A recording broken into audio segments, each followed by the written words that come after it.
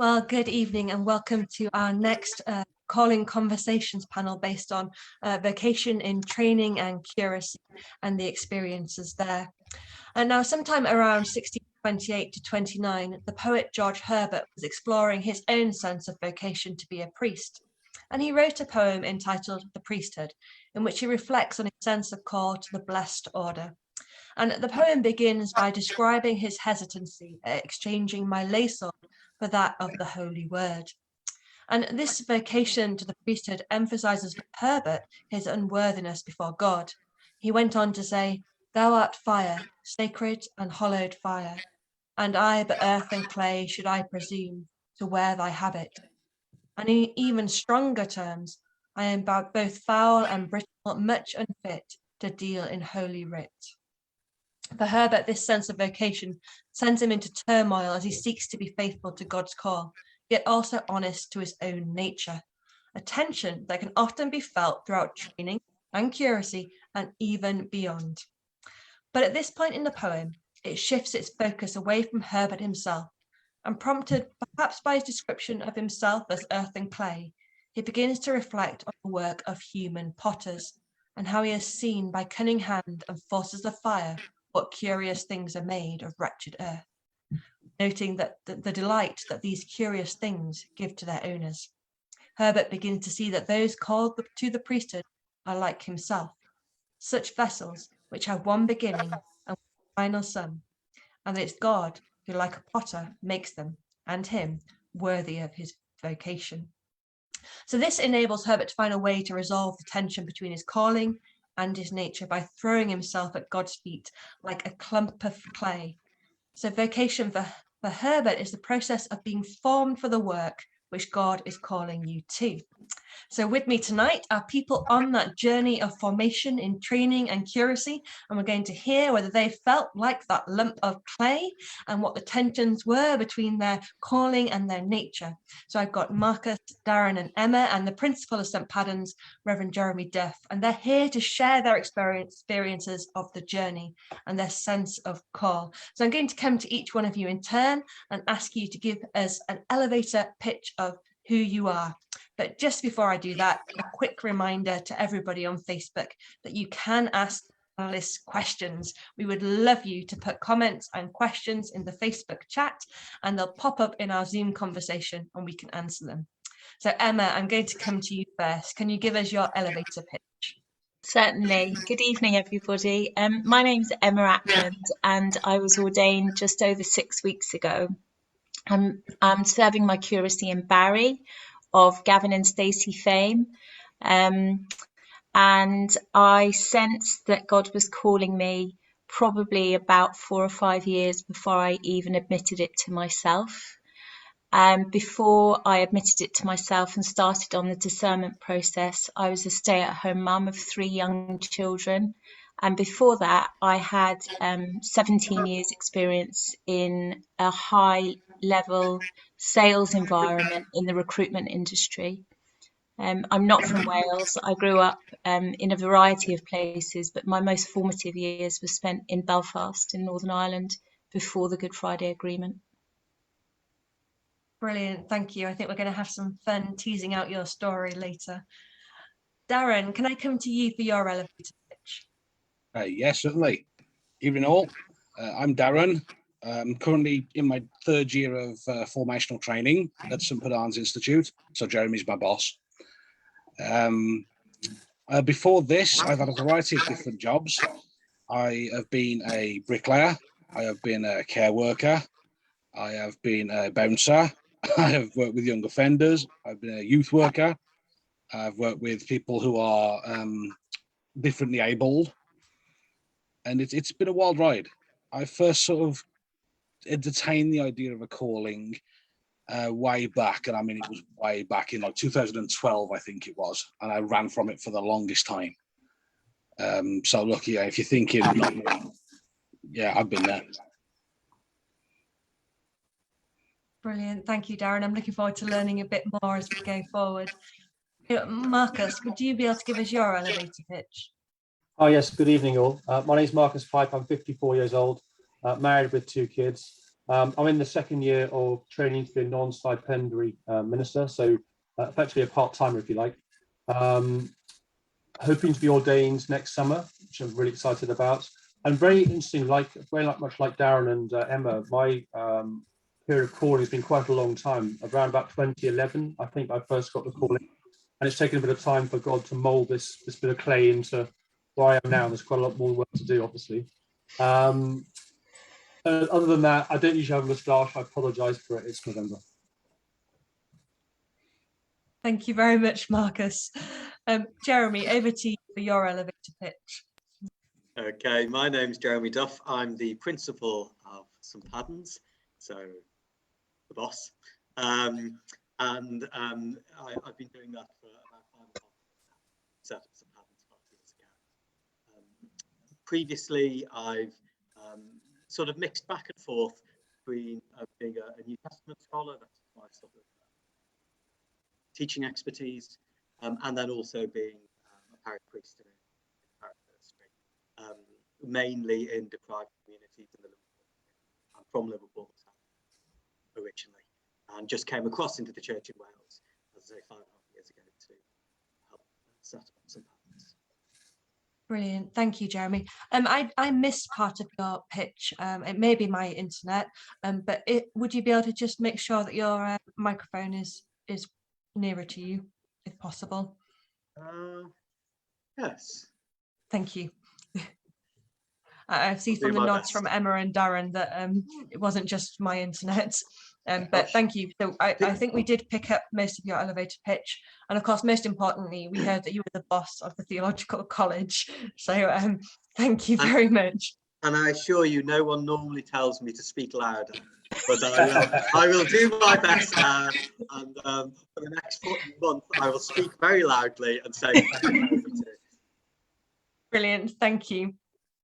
I was just really struck by the sense that actually in all of your elevator pitches, you talked about calling being developed over time. So perhaps you echoed with that lump of clay analogy. But what does calling mean to you? What did it feel like when you first started to explore? Darren, can I come to you to answer that question? Yes, certainly. So there's quite a funny story attached to it that most people who know me will know. I was actually sat in the Tesco's cafe, of all places. I wasn't in an abbey, I wasn't in a church, I wasn't in a particularly faith-based context. I was having a bacon butty and a cup of tea. And I was just sort of free writing I had a little like an exercise book almost. And I was just writing away and doodling in this thing. I was on a break, from a training course over the road. And I just find myself writing, calling. And I legitimately laughed out loud. But I sort of sat there and thought, really? Me? I actually did sit in this Tesco's cafe and sort of throw my head back and laugh a little bit. I mean, people must have thought I was crazy. But they wouldn't be far wrong, to be honest. But yeah, from that moment, there is that element of disbelief. Because you do sit there and you do think, me? Really? You know, there's better people than this for this role, you know, me. And I found that was the big takeaway. I wrestled with that particular question for quite a long time.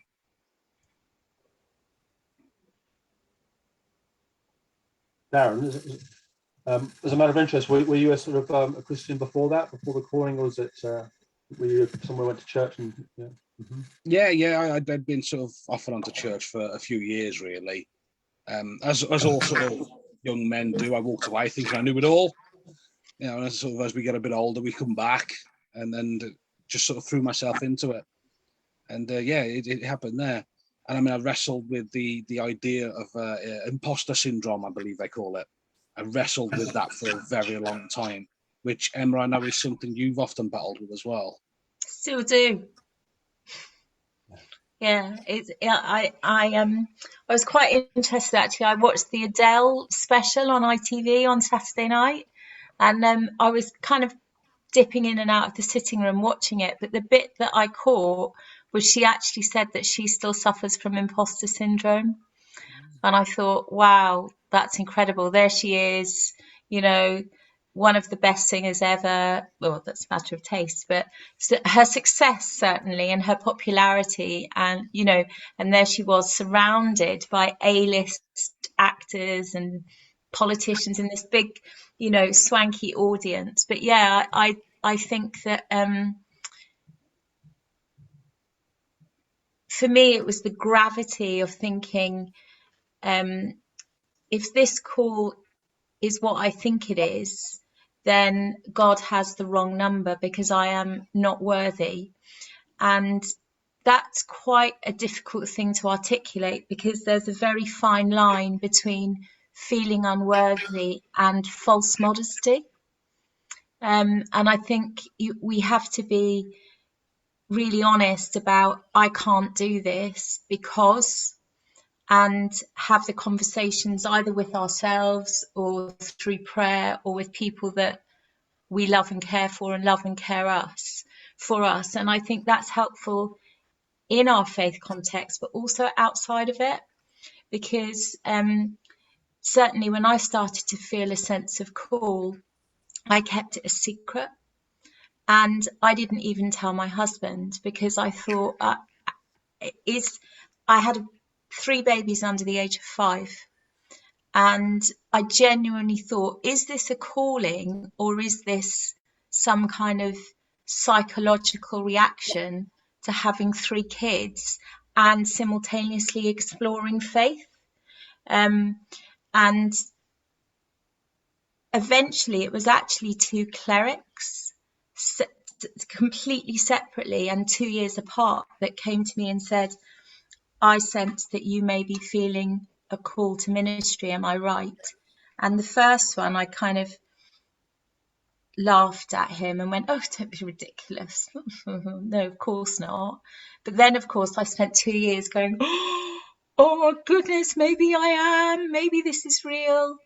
And then my parish priest had the same conversation with me about 2 years later, and I just broke down and I was like, how do you know? And that was that, really. And that last conversation actually kick-started the discernment process. But unlike Darren, I didn't have the Tesco's moment. For me, it was very much a kind of descending of a mist rather than a baseball bat around the head. There were a couple of moments that I do remember in particular. One was listening to a hymn in church, I, the Lord of Sea and Sky, we all know it. And I definitely felt at that point, all right, yeah, this makes sense. But actually mine was a very slow, gradual creeping up rather than a moment of, oh, I have been called. I think it's really interesting in there when we talk about the sort of imposter syndrome or the like, that we start with that idea that somehow this must be about us being good or good enough, yeah, or whatever. When it's interesting, the language of calling actually puts it the other way. Yeah, it's not actually about you, about God, isn't it? And I sometimes use a little clip from Greece in where you're the one that I want, and that's the line, isn't it? It's you're the one that I want. You have to shape up, and it's all about God actually being in the driving seat, and that itself is quite frightening. And I agree with you, and I think that is a really, really important lesson, and I think that comes very much out of the way I experienced it at St Padarn's was you give yourself permission to admit this is not for me to wonder why. Actually, this is just for me to do my best, work hard, and all the things. We learn actually what our gifts are, but more importantly, what our flaws are. And more often than not, that's our calling. It's where our frailties are. And that, like Jeremy says, it kind of turns around once you start training and you think, stop wondering why. Forget about that. You don't have the answer to this question, and it's not for you to wonder why, or anybody else for that matter. And that was very liberating, because I think look, Darren, I think Darren and I were in the same Theology for Life course years and years ago, so we knew each other way back. And I think there is something about, other people who are called are cleverer or more articulate or more this or more that or more the other. And dare I say, even more Christian, more religious, more churchy. I remember genuinely thinking, I can't possibly be being called to ministry because I'm not even a really good Christian, So it's not just your calling; it's your faith as well that you kind of grapple with during and where your faith is anchored. Because if you don't know where your faith is anchored, then you certainly can't progress to, sharing God's love to your community. That's the way I see it. Yeah, it's interesting actually, because I was listening to the radio the other day, and there was Jonathan Ackland was talking. Obviously, Jonathan Ackland was a disgraced Tory MP who ended up in prison, and he's now a prison chaplain. And he said he got the calling, and he was he couldn't be for him initially, sort of thing. But over time, God has a way of making his desires clear, I suppose. And over that time, he then became a prison chaplain, so he's now giving back, and that's fantastic. And very interesting to what you guys say. I had a sort of my experience was sort of similar to both of you in some ways, somewhere in the middle maybe. I was driving to work back in 2011, September, in the morning, heading down the Bangor Straight Mile, and this thought came into my head is, why don't you be a priest? And it was completely out of the blue. It was like, wow, I'm not sure what that means, and kind of know, and that I must have this crazy thought. Why is that?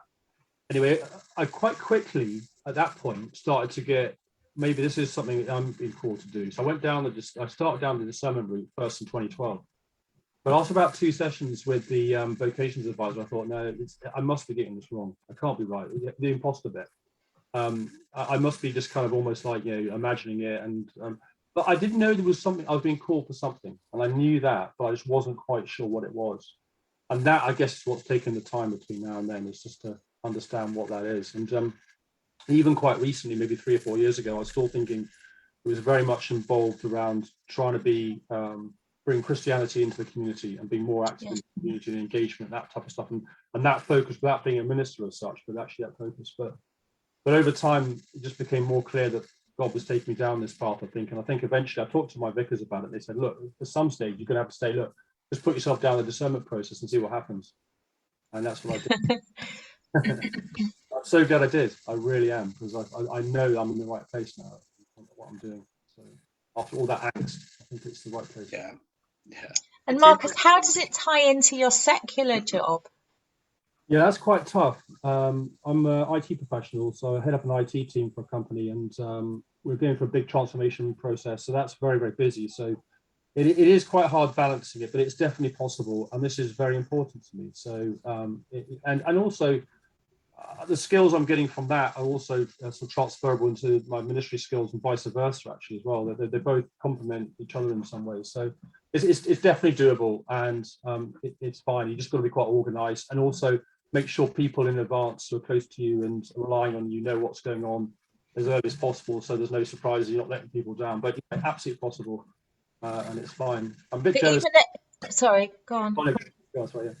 I Aside from a practical perspective, like the organisation and your time management, how did your colleagues respond to you when your identity changed in their eyes from Marcus the IT manager to Marcus the priest or trainee priest?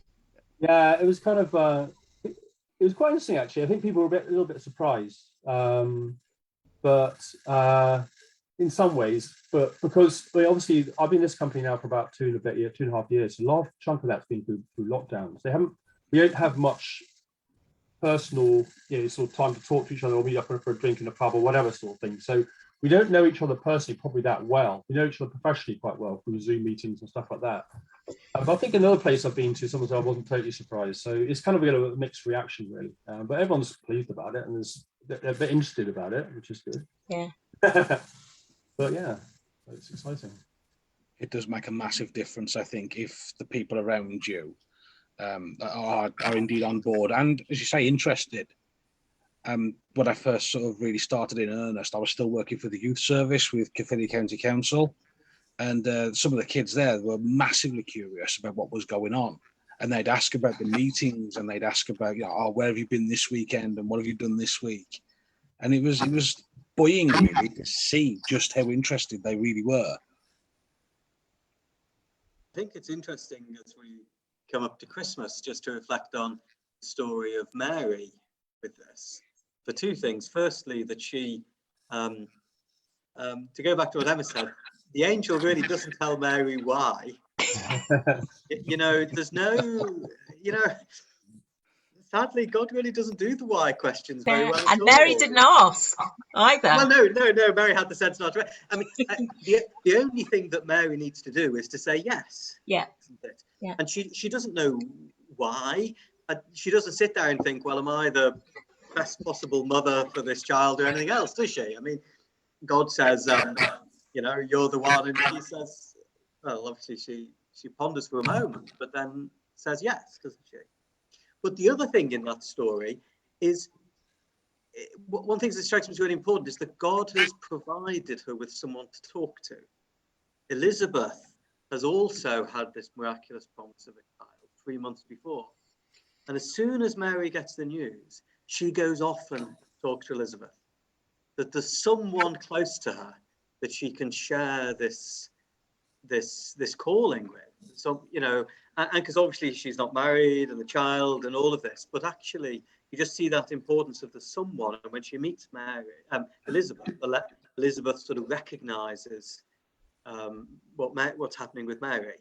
And that's one of the things I hang on to say, holding anything just to ourselves is really tough.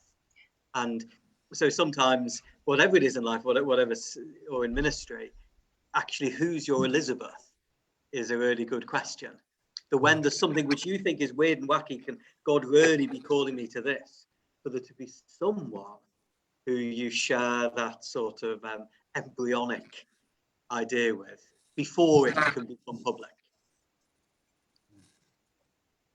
Yeah, and then Jeremy, in some senses, when people get to college, you're one of the Elizabeths that they can talk to.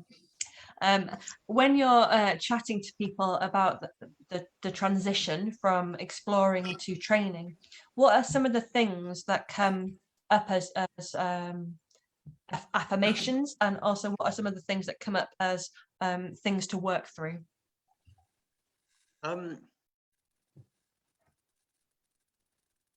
I think the biggest challenge is people don't really believe what we say.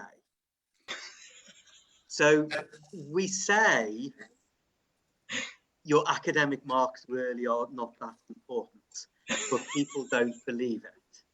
So what we say, so I will say at the beginning, actually, the main thing is you're here to change, which goes back to Herbert and his claim. Immediately saying, this isn't to change to be like me. We don't want more Jeremys in the world, but people don't believe that. They think, well, it must be, shaping to be like the staff or whatever.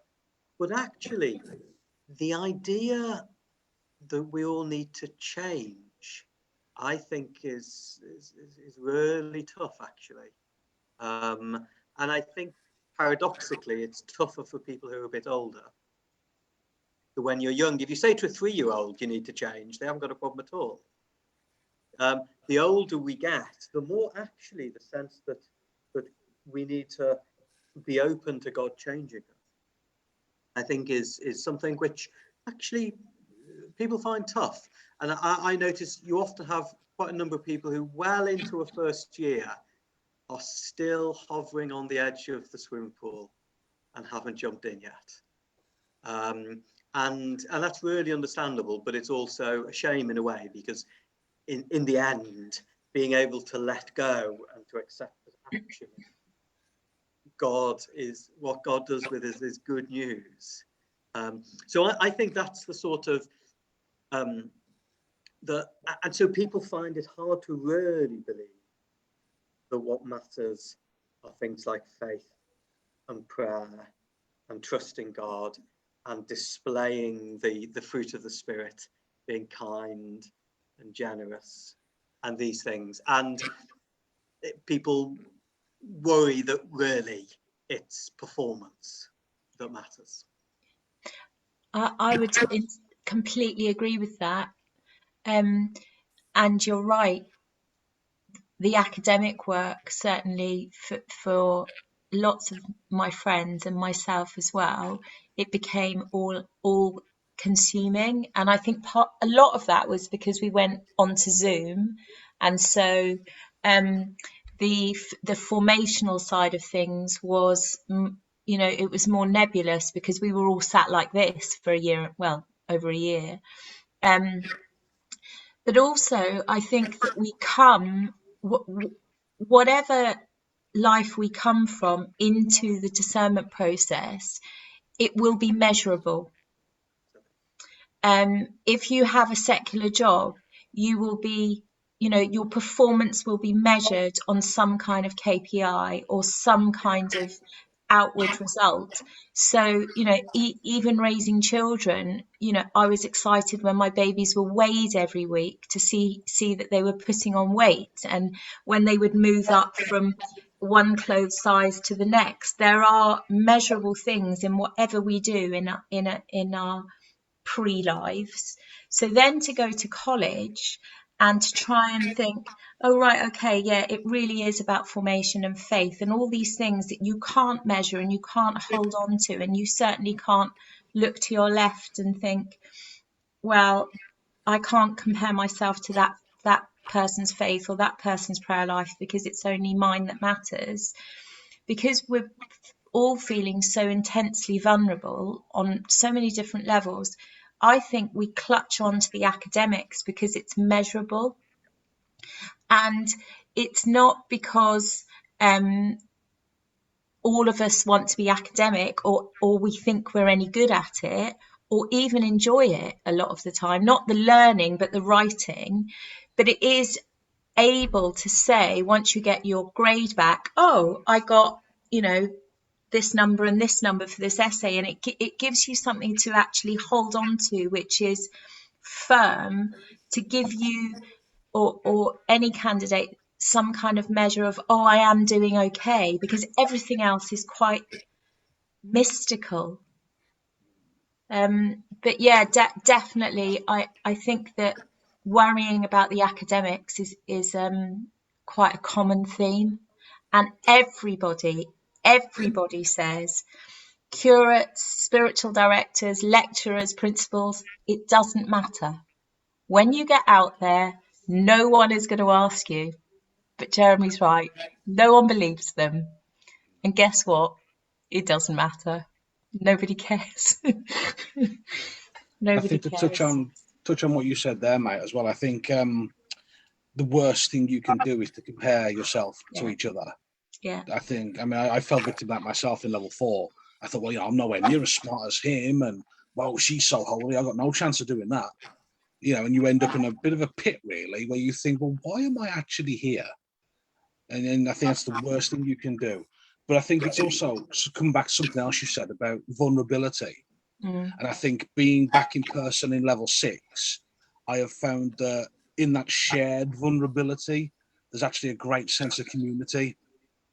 And I think, some of us are at different stages of life, as Jeremy said, with age, and some of us are at different stages of training.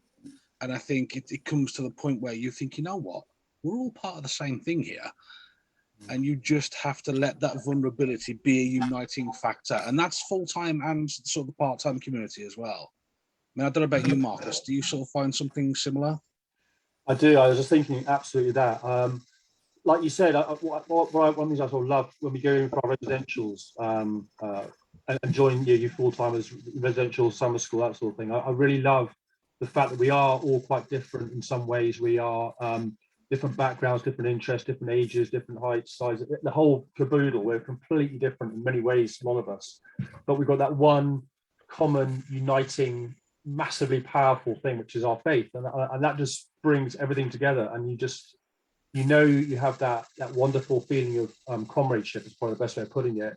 I walk into a room, I know that everyone there is just, I can trust them and you know, enjoy their company. So yeah, for me that's really special. The residential, that time spent you guys as a part-timer in that environment. I think the vulnerability is a really interesting one as well. This is definitely something during the whole vocation, from the start all the way through to now. There's a lot of talking about emotion and being honest about that, and that does get quite, you know, a lot of it is very well, it's amazing, it's incredible feeling, it's life-changing, but it is powerful, and I think we trust each other to talk about these sort of things and to look after each other as well, which I think is really important.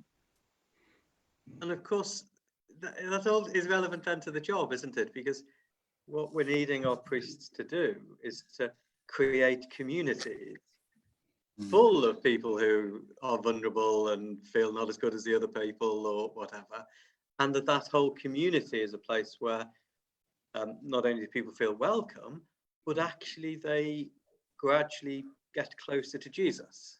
That's the point, isn't it? And so actually our trainee priests experiencing this sense of recognizing they and the other people around are all a bit messed up and vulnerable and everything else, but they all can be together on a journey closer to Jesus. That's exactly the ethos you want to create in your church, isn't it? And so so you're not sort of being equipped to now be able to be at the front of the class teaching the others. It's you're being equipped to say, oh, this journeying together works. I've seen it works for me. We can be a people all on a journey together, closer to Jesus. So come on, let's all in your church be a group of people journeying closer to Jesus. So your experience of that journey working and ending up with you closer to God is the very thing you need. You're wanting to bring other people into, isn't it? If it only works for dead clever holy people, you know, there's not going to be that many people like that in your church for it to then work for. Yeah. I think the other important thing to say as well is, although there's a feeling of vulnerability and an emotion and all this type of stuff, there's also a real strength, a real underlying strength that you derive from God. So yeah, when you go up and do a sermon, when you put yourself in front of people, when we, you know, this sort of thing, there's a sort of a, you might not necessarily be absolutely comfortable with it, but you know you can draw on the strength of God, and you feel that strength and to do things, to put your hand up and say, yeah, I'll give it a go. I think that's really, really important. So a lot of focus in my ministry, for example, is around mission. I really want to get out in the community and start doing things. And I'm not a natural extrovert, but that's the calling I've been feeling always since the beginning, is that's where I should be doing. I've been looking outward from the church, if you like, and being in the community and trying to do stuff in there, as well as looking after the flock as well. So it's that kind of joint role, really. But that strength is really important to me. That feeling of confidence that whatever happens, God is there and will help you through it. I agree. And a huge exercise in relinquishing human control, which I think, picking up on something Jeremy said, the older we are, the more difficult that can be as well, to just completely let go of the wheel and just think, okay, I accept this calling and all will be well. That's like that was really, and it's so profoundly scary, so scary, because you don't know how college is going to be, you don't know how it's practically going to work with the life that you're already living, you don't know if it's going to be hard, easy, happy. There are all these unknowns, and then once you get there and actually, yes, all is well. It's not easy, but I've found college to be a predominantly joyful time. Then you start thinking about, right, okay, but now ordained, I'm actually what about if I do actually get ordained? Where am I going to work, and who's going to be my training incumbent? And so you're completely at sea for, you know, years, completely at sea. And so are your family. If you live with your family are completely at sea. So you have to manage your own vulnerability and your own rudderlessness. I don't think that's a word, but whilst trying to hold your own family safely and tell them, I think this is going to be okay, when actually they're probably feeling just as vulnerable, if not more so, because it's not their calling. So they haven't even got that sense of draw or that pull to know God or share God's love in the same way that we are feeling. And that was the most frightening thing for me, was just all this unknown and thrusting my family into a sea of questions. And you know, so many times I had to say to my husband, I just don't know. It depends on the bishop, you know. And I was asking my husband at the age of 50 to rely on decisions being made by a woman he had never met. And he's not even a worshipping Christian. So that facilitated quite a few interesting conversations as well. So I do think those of us that live with our immediate families, that is a huge bearing on saying Mary's yes, because we're not saying it just for ourselves, we're actually saying it on behalf of the people that love us. And that's what stopped me admitting how I was sensing this call for such a long time, because it was how it was impact on those around me. Yeah, it's really frightening. But what helped me with that was to be completely transparent about it throughout the discernment process, and also obviously with my husband and my kids as well, so that there were no secrets and there were no things that were kind of, oh, it'll be fine, we don't need to talk about that. But actually really, you know, duff it up, basically. I don't mean that as in Jeremy Duff, I mean as in, you know. And I was really honest with all the staff at college, and said, you know, I hope this doesn't happen, but I've got 3 kids at home and my husband's self-employed and we're trying to juggle all of this, and it's, you know, this is it. I explained it to Jordan at the very beginning, and I said, this is a house of cards, and it would only take a very light breeze for the practicalities of me to get here in the morning to completely implode. And I think I would say to anyone embarking on coming to St Padarn's is, the staff are for you, not against you. And whatever you're feeling or experiencing, one of them will have been through it before. And I think it's quite easy to go into what's basically for full-timers, I know it's different for you, Marcus, but into a kind of residential academic institution as an adult. And I went to boarding school, so that kind of environment is really familiar to me and very happy. But even so, I found in my 40s that going to St Padarn's, I suddenly felt 14 again, and we should be smoking behind the bike sheds, and every time a member of staff walked past, go, shh, they're coming. And actually to get your head around the fact that they are grown-ups with us, and we can't really tell them too much, otherwise they can't help us. So that would be a massive thing, I would say. Like, the staff are for you. It's in their Christian duty and their professional duty to make the best experience for us. And it took me probably a good few weeks to think, oh yeah, we are all on a level. Brilliant. Thank you, Emma. And thank you for that honesty. I think that's fantastic. We've heard a lot about the fact that you need to let things go when you start training, and there is a depth of vulnerability required that is actually scary. Hugely. I'm going to flip that on the head now. And you may have heard of Brené Brown, and she has a fantastic quote about vulnerability, that it's the birthplace of courage, connection, and compassion.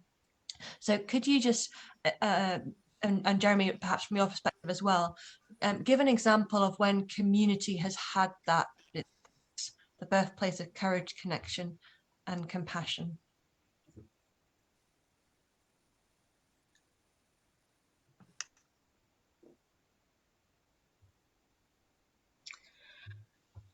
I would start with connection, because I think you are vulnerable alongside others. And if you pluck up the courage to be emotionally naked with others, and you find people who you get along with, who make you laugh and you feel safe with, then the friendships forged are like diamond level special. And the friendship in laughter and eating together and taking the mick out of each other and crying together, and it's so intense, it's almost quite breathless, because you're experiencing this vulnerability, but the connection that you build with people that you make friends with during that time, I'm very confident that 2 of the people that I trained with will be friends, until the day I die, because we've experienced something together and we get on, and also we can tell each other to get over ourselves. Really, I think you're taking yourself a bit too seriously here. Yeah, wise up, have a gin and tonic and watch I'm a Celebrity and stop overthinking it. So the connection that you make, I suppose, through the courage of being honest about your vulnerabilities, then gives you I think a deeper level of compassion, because we've experienced something simultaneously, and also compassionate with more people in our community as well, because I experienced things through other people training that I hadn't bumped up against in my life, because they had been brave enough to be vulnerable with, in formational cell or in different groups. So yeah, for sure, I would agree with her. I think it facilitates all those things. I think it's courage as well. What you say about the courage. I'm not a singer. I've got zero talent with my voice whatsoever. But last week, I went out with the other members of the community and we sung Christmas carols in the middle of Ackland Town Centre. I mean, it helps really that I was stood next to 2 of the best voices in the college, to be fair. So I just sort of mimed and let them carry me. But, if you'd asked me 3 years ago, 5 years ago, I would, no way. I'd have ran the other way, and I don't run. Now, have you seen me running, trying to keep up, I'm being chased. But to stand there in the middle of Clondaff High Street with the rest of the community and just sing Christmas carols, it's something about that camaraderie. You do draw courage from each other, because there were others there that were equally as terrified as I was, who equally think I can't sing. But we all jumped out and we all had a go. Also, I think it's having the courage to fail and make mistakes. So I remember being just paralyzed with fear when we first started to have to worship in the chapel, and I didn't know how to set the altar up, and I didn't know this, and then just things went wrong, as they always do, and then you realize, oh, it doesn't matter. So again, it's kind of like, oh yeah, it doesn't matter, this vulnerability, nothing, God is still here. Whether we have a brilliant singing voice or we put the corporal beside the chalice in the right way, actually as my spiritual director says, it's brilliant. Boil it down to the sticky bits at the bottom of the pan every time, Right. and that's God. And any mistake you make at college, somebody else will have already made it. Yeah, You will not be the first one to make that mistake, I promise. Doesn't always feel like that though, does it? No, it No, it doesn't. doesn't. And Yeah. you do just want the ground to swallow you up some days. Yeah. But It's, I mean, I'm sure Jeremy can attest to this. You know, that you will not be the first person to make that mistake. Well, no, and more importantly, the fact that you make it will, I was going to say cheer up other people there. I don't mean as in laughing, but actually but it's a big thing in our churches. As soon as a church says things in this church need to be excellent, most of the people feel they can't. Absolutely. I think it's in our mistakes. We become human, isn't it? Absolutely. And the fact that, you know, the person who stands up to read the Bible reading can't, you know, pronounce all the strange Old Testament names, that actually means that the other person says, oh, well, I could do that as well. And so while none of us feel good about making mistakes, and we do have something on our head, which was right about wanting to offer the best to God, but actually, if every you know new priest looks perfect, then there won't be any new priests, because everyone else in the congregation will be thinking, oh well, they're obviously special, nothing like me. And so although you joke, Darren, about even your mistakes we've seen before, but the Gotta try harder. You got to try harder. But the sense, actually, the people up the front, which of course is what you very, very soon will be. Now you might think, yeah, the people up the front not getting it right all the time is hugely relieving for everyone else.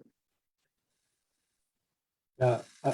The other thing I love as well about the concept of that vulnerability thing is the kind of unifying effect of it. So our provincial panel, so everyone was coming from all over Wales to be assessed over 2 or 3 days. And we all turned up not really knowing each other, or maybe one or two knew each other, but not really knowing each other very well. And the first thing we did was a group session, and that absolutely united all of us. And from that moment on, we were all looking out for each other and looking at, and we just really bonded as a group, because we were trying to help each other to, you know, to talk about stuff and bring it. If someone was quiet, we'd bring them into the conversation. If someone was too loud, we'd give them a nudge or whatever it is, sort of thing. And it just worked. And that I think when we're in that kind of sort of, everyone's turned up feeling a little bit kind of scared, a little bit, wow, this is a bit apprehensive. Just working together as a group is very, very powerful as well. And I think important too, definitely. I mean, I was really interested in the list of things you said, Becca, with, I mean, courage is something I sort of go on about quite a bit. I have my 3 words are hope, courage and prayer. And hope, courage and prayer. But courage, I think it's the big thing we need in our churches today. You know, that I think is just one of the biggest things we need is courage. And actually courage is hard, but you can actually nurture it. You can develop courage. And I mean, one of the key things for me is the day we launched St. Padarn's was the day of Wales is the Euros, the successful Euros run in 2016. And the slogan of the song that went with the football was "Together Stronger." That was the song that you remember. And that's the point. It's a together thing, and that we get courage from being together. And it's that teamness. And it's one of the wonderful things about St. Padarn's, because it's from all over Wales. There isn't a thing about, oh, well, I like this sort of way of doing worship, or I train somewhere else, and oh, I don't like that. All of that stupidity which has damaged the church for so many years. You know, you can get folks together on the first day and say, look round, they are all a bit strange, but this is it. No one is going to come on a white horse over the hill to rescue the church in Wales. This is it. And together, we have to do it. Oh, okay, with God as well. But you see what I mean? Together we have, and that sense of together is a really important word to begin with. But actually, the thing it gives us is courage. We can do this. whether it's the singing, whether it's doing the school assembly, whether it's submitting your first assignment on the New Testament. The big thing for pushing us forward is togetherness. And he's put the other way around. The big thing for fear is being on your own, isn't it? I don't think I'm alone in saying the time in life I'm most frightened of is at 4 o'clock in the morning, lying in bed, awake, worrying about something. And that's because I'm on my own and it just goes round in my head. And so the move from, and so this goes back to people on a journey of calling and exploration. It is most frightening when it's on your own. And we find courage from being together. Yes, as people say, from vulnerability together and all sorts of things, but it's togetherness which gives us courage. And of course, think what we can do with that in our churches up and down. If we can actually transform them into places where people think, hey, we're together here. Charlie's going to do that and Tracy's going to do that. And then we gave it a go, it wasn't so good. But hey, we all gave her a cheer anyway. I mean, what would our churches be like if that was the feeling? And so it's just the same. I always want to say there's nothing we do in St. Padarn's which isn't really a model for how our church should be. And togetherness, cutting down fear, building up courage, I think is a really important thing. And it's right, because so you get to sort of at the stage I'm at now where you're almost at the end of it and you realise the stuff you've done over the last 3 years. You think, oh, hang on, I did that with Manon in such and such, and I did that with Charlie before, and you just realise that you actually, you know what, it's all relevant. It all matters. And so the hope then is that you take the community that you've built in college and take it out into the churches that you'll serve in. We're into the last 7 minutes of the conversation. It's been fantastic so far. So I just want to come and go round you as a panel and ask you, what would you say to someone who's about to begin training? So Jeremy, if I come to you first, what would you say to someone who's about to begin training? Okay, two slightly trite sort of things to say. But the first is the only interesting thing about church is God. And that, you know, if church is the Rotary Club with a spire, we might as well let the Rotary Club do it. They're good at that. I mean, you know, the only interesting thing about church is God. And therefore, we use a word like training. Training's important and is helping you be able to preach better sermons and do school assemblies. But it is really about getting to know God better, because God is actually the only interesting thing we've got to share. The second one, it goes back to what people were saying earlier about comparison, which is, you know, it's not that the grass is greener on the other side of the fence. It's greener where you water it.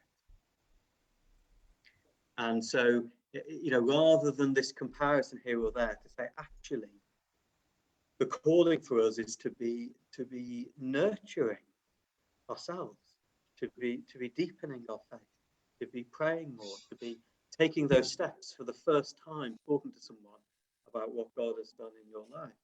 And so we don't need the comparison as if somewhere else the grass is greener. The grass can be greener here if you water it. And so that intentionality that says, actually, with God and my friends together, I can, well, how do you want to put it, grow better at this. I can get beyond these fears and be less crippled by them, more able to serve others. Brilliant. Thank you, Jeremy. Marcus, can I ask you the same question? What would you say to someone who's about to begin training? I'd say, first of all, don't be daunted by it, and be excited by it, because I'm getting so much out of it. And I think it's been very well thought through and put together, and the elements really complement each other. So you have obviously the academic side in terms of theology for life, where you learn about scripture, but also about contemporary issues like ethics and the history of the church in Wales and mission and a whole lot of different things, which are really, really interesting, challenging, and just really kind of get your mind going, and things that might seem simple on the surface, like an ethics, for example, or not. Once you get below the surface, you'll really get involved with that. That's good. Then you've got the practical. So obviously in your placement, you're out in a church group or a mission area, just really performing the role, starting to perform a role up to a point, and that's really good as well. Again, you can learn so much from that. You're very supported through that with your tutor the whole time. The other element, of course, is things like formation cells. So you meet with your fellow students and talk about everything and anything in confidentiality, so you can be absolutely open about stuff. So you feel the whole way through the process you're supported. You really sort of, and like Darren said earlier, you really see yourself change through that process as well as time goes by, and I think that's really critical. So yeah, that's what for me is to go in there, full bore, enjoy it, and you'll learn so much. Brilliant, thank you, Marcus. And Darren, the same question to you. What would you say to somebody about to begin training? It won't be easy, but it will be worth it. Oh, love it. That's like a fortune cookie answer. Brilliant. And Emma, the same question to you. What would you say to somebody? Pray ceaselessly.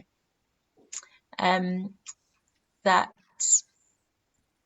I think I experienced different prayer life throughout training and still am, but prayer definitely was just so important, and finding a prayer life that sustains you through what Darren says that it can be tricky times. It can be easy for private prayer to fall to the wayside because you're busy planning worship and writing essays and going to placement, but actually being still and knowing that God is at the core of it. So pray ceaselessly, and secondly, find friends who make you cry with laughter, because they point out your own ludicrousy. And I think where I have perhaps struggled in churches gone by and in certain times in training is when I've spent time with people who take themselves more seriously than they take God. And so take what we are training for really, really seriously, and take God really seriously, but not ourselves. Brilliant, thank you. And do any of you have any last words of wisdom you want to pass on at this stage? Do it. Excellent, I like that one. I do like that one. So let me see if I can sum this up. So we're being formed as clay. It can sometimes come like a descending mist, but it can sometimes come like a sledgehammer. When you're in college, let it go like Elsa. Embrace your vulnerabilities and just be. Don't hold on to the measurable. It's not all about the marks. It's about something much deeper. Pray ceaselessly and water the grass that you're on, and that way it will be greener. Is that a fair summary of our conversation tonight? Excellent. Well, thank you so much for giving up your time tonight. And for those watching, this will be put onto YouTube, and the link will go onto the DAS website. I'm almost positive that if you have any questions upon further reflection, our panelists would be delighted to answer, to encourage you in your vacation and in your exploring. And for those of you about to begin training, we wish you the very best of luck as you delve deeper into your journey with God. So thank you very much, everybody, and everybody watching. I hope that you found our conversation fruitful. I certainly have. So thank you very much, everybody, and good night.